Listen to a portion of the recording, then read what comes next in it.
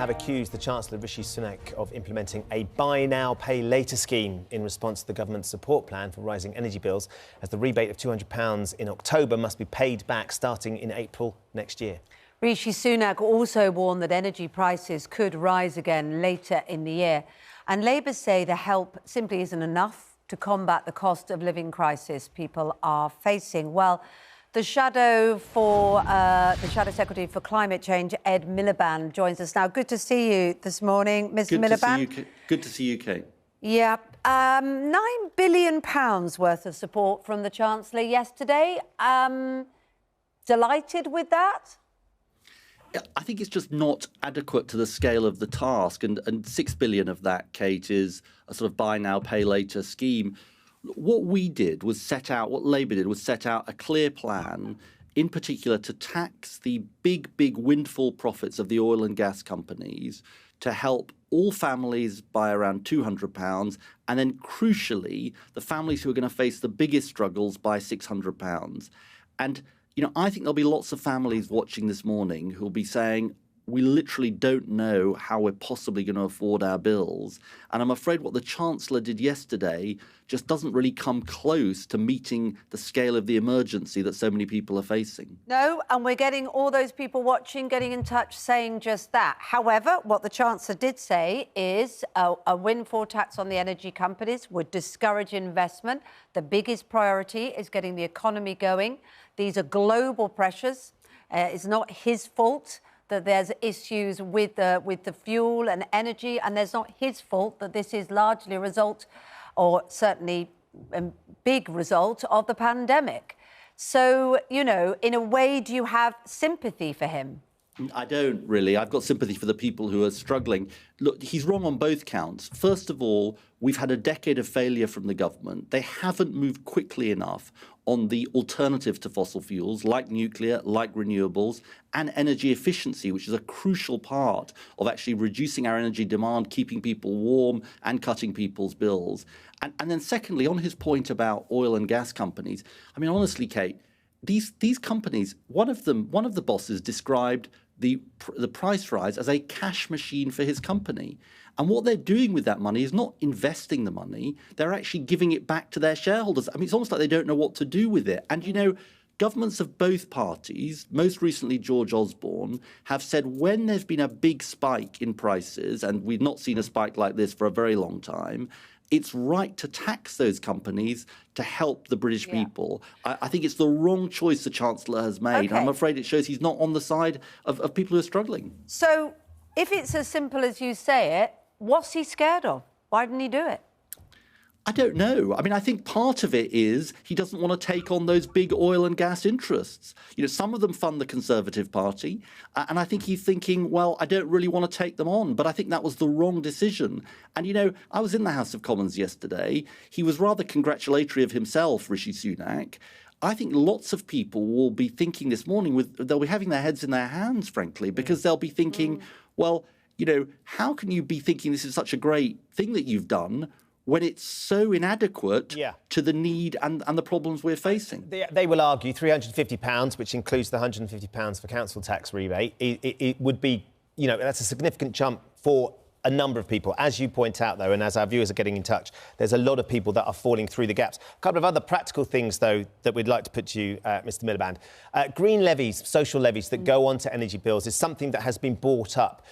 I mean, I think they add about £150, if not a little bit more, to most people's bills. Is that something that, for the time being, as this energy crisis and this squeeze on the cost of living, that you could support being sort of taken off those bills just in the short term to allow people to have a little bit more breathing space? The problem is we can't just get rid of them. I tell you why. Because some of those levies are basically contracts which allow us to have the renewable energy that is powering our country, and some of that money is used to help insulate people's homes. So obviously the Chancellor looked at that and decided he couldn't just junk those costs. If people have got proposals about how else to pay for them, that's fine. But you can't. It's just simplistic, I'm afraid, to say we can just get rid of them. Okay. And actually, the rise in prices we've seen is not because of those levies. No, but they do add considerable amount to each bill. What about feels for a lot of people like a short-term plaster to potentially? Get rid of them. Yeah, the national insurance hike, of course, which everybody's expecting, which is going to add more squeeze to people's incomes. Would you like to see them suspend the national insurance hike? Of course, the point of the national insurance hike is to go to tackle social care and to try and alleviate the huge waiting list that we now have in the NHS. They shouldn't be going ahead with it. You know, this was the wrong tax at the wrong time, at a time when we are facing the worst squeeze on living standards in 30 years, according to the experts. The idea that the government is coming along and making it worse in an unfair way is completely the wrong choice that they are making. We have waiting lists of over 6 million for the NHS. They need to find that extra money from somewhere. Will be their position on that. And we said that they should make fairer choices. You know, one of the extraordinary things about this tax decision is it's not taxing people who have dividends. It's not taxing people who get rental income from buy-to-let properties that they own. It's not taxing capital gains. So I'm afraid it isn't a fair choice that the Chancellor has made. And it's part of this wider problem, which is, yes, there are overall pressures in the economy, but in those circumstances, Chancellors have to make fair choices, and he hasn't done that. No. Well, meanwhile, Downing Street appears to be had yet another day of chaos. Resignations from key people close to Boris Johnson.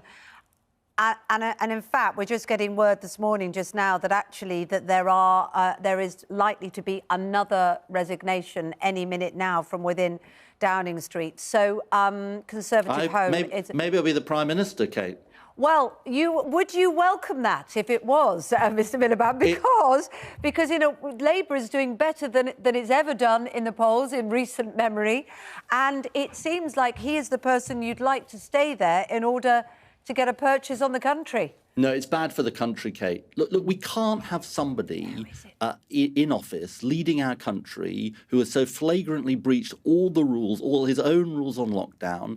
Now we have a situation where his closest aide is resigning because she can't put up with him anymore, because he tried to smear Keir Starmer around issues to do with Jimmy Savile. Completely untrue what he was saying. I'm afraid that is the wrong example for our country.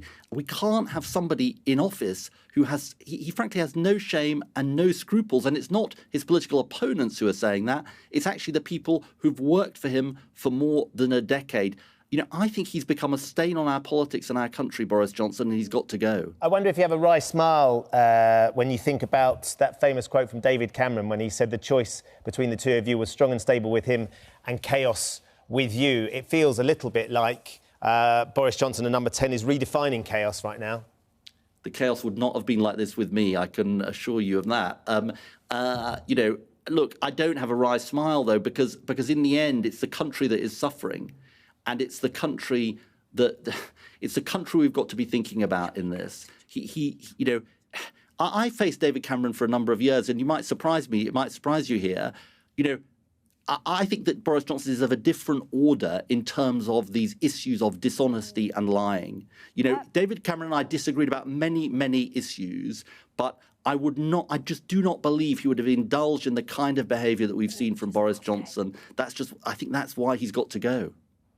OK, listen, Ed, just stay there for a moment, because we are getting more detail on this other resignation coming through. It appears to be Eleanor Narazinski, Special Advisor on Women and Equalities to Boris Johnson. I think we have Jonathan, do we, that can give us a little bit more detail about that. And then I'm sure, Mr. Miliband, you'd like to comment on it. Yeah, morning to you, Kate. We've been at Downing Street all morning. The dominoes, it appears, are beginning to fall around the Prime Minister at the moment. In the last few minutes, it's been reported that Eleanor Narazinski, who's advisor to the Women's and Equalities Policy Unit here at number 10, has quit this morning as well. This follows the Director of Policy also announcing her resignation yesterday to the Prime Minister. Now, these people aren't resigning because they're associated with the Partygate sort of scandal. They're resigning because they don't like what the Prime Minister is saying and how things are being run at the moment inside number 10. They are not household names, I admit, but they are pivotal, though, aren't they, in how this place is run and how the country is run. Will there be more resignations and walkouts from here throughout the day. Is this somebody that you're familiar with, Mr. Miliband? Thank you for the moment, Jonathan. We'll come back for more detail with you. Is that a significant resignation in your view? I confess I haven't heard of the individual concerned, but I think it is all of a piece with the idea that essentially, Boris Johnson is running out of road. And as I say, when the people who are closest to you can't put up with you anymore, I do think it's he should be taking this as a sign, and frankly, Conservative MPs should be taking it as a sign that, he's just no longer fit for office.